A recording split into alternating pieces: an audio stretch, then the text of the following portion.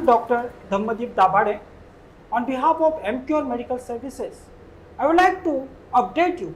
Today, we are at CSI Con 2022 Chennai venue, and today with us is Dr. M. Javarharfarok sir, who is from MMRC Madurai, and today sir will be delivering his talk on a very interesting topic, that is imaging in cardiomyopathy. So let's go to Dr. Farooq sir to get updates on the take-home messages for the audience who are watching us right now on the topic imaging in cardiomyopathy. Over to you, sir. Thank you very much. Hello everyone. And heart failure is one of the leading cause of the cardiovascular morbidity and mortality. The cardiomyopathy is one of the main important cause for heart failure. Basically, cardiomyopathy are the disorders which are heart muscle disease in the absence of any other the secondary causes which is contributing for muscular dysfunction. We have various varieties of cardiomyopathy, but in short, the cardiomyopathy is classified into dilated cardiomyopathy, restrictive cardiomyopathy, and hypertrophic cardiomyopathy. Basically, this is on based on the structural morphology of the heart. The dilated cardiomyopathy are very commonest variety where the ventricles and atriums are dilated and there is severe left ventricular dysfunction. Mainly they involve left heart actually. The restrictive cardiomyopathy is basically due to the infiltrative disorders and there is a restriction to the blood filling into the ventricle, and usually it involves the right-sided heart, right ventricle, and it produces the heart failure with dilated atrial chamber and pulmonary hypertension.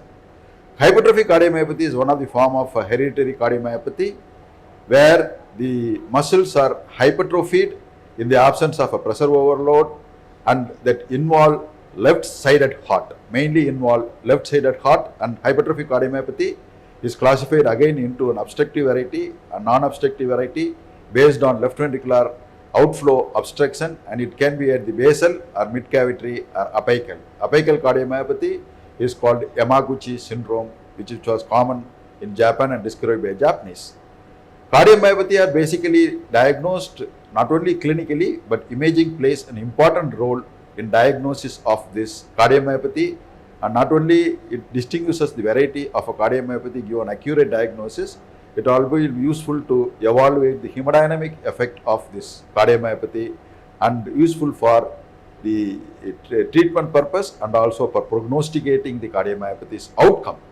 So we have the various type of imaging modality available. The latest advances has taken the globe to an era of artificial intelligence, and the most important modality of imaging is an echocardiogram.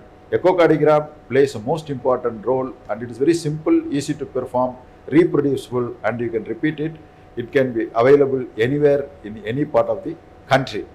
So it can give an accurate diagnosis in most of the cases, and mainly it distinguishes whether it is dilated, restrictive or hypertrophic cardiomyopathy, and also it gives the hemodynamics of the underlying the effect on the heart. The other modality of imaging is the CT. The other modality of imaging which is very useful and advanced is cardiac MRI actually.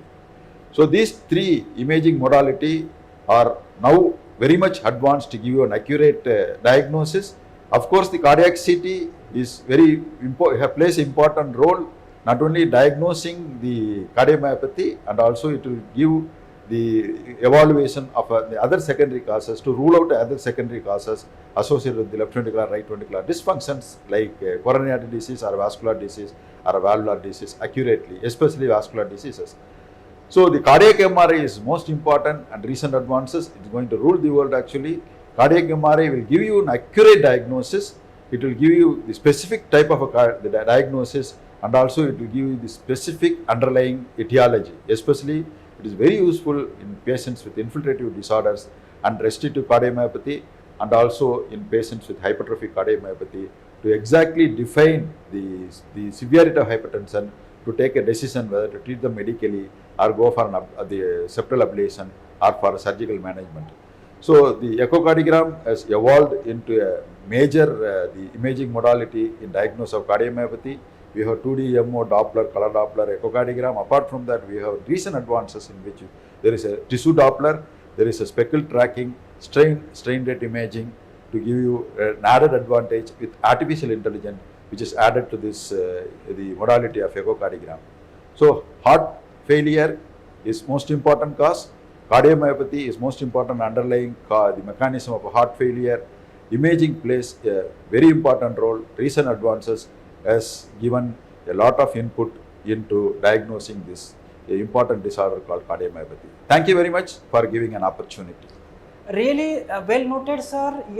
These comments and updates on the imaging in cardiomyopathy will definitely help all the audience who are watching us today, and this will benefit in their clinical practices.